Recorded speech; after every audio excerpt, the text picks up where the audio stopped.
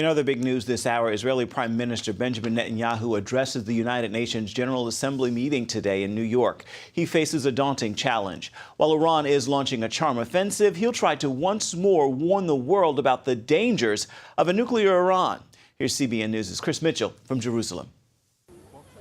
Netanyahu's speech at the UN will be one of his most important on the world stage. He faces I would say, probably the biggest diplomatic challenge that I can remember, certainly in the last decade or so. Former Israeli ambassador to the U.S., Danny Ayalon, told CBN News Netanyahu faces a skeptical UN after Iran launched its charm offensive.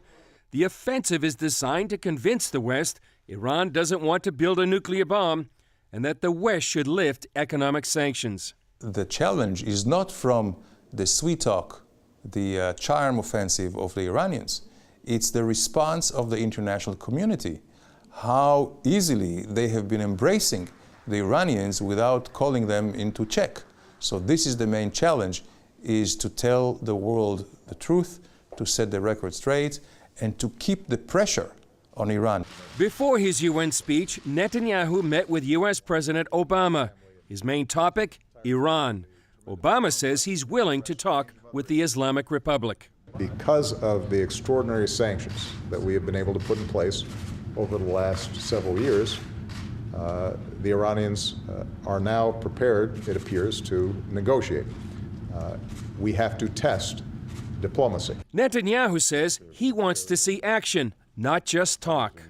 It is Israel's firm belief that if Iran continues to advance its nuclear program during negotiations, the sanctions should be strengthened. While Netanyahu met with U.S. President Obama and faces a UN General Assembly, many Israelis remain skeptical about Iran's intentions and the decision by the White House to negotiate an end to Iran's nuclear program. In the meantime, the momentum for diplomacy is building.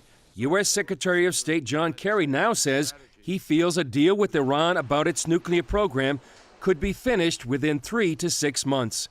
Chris Mitchell, CBN News, Jerusalem.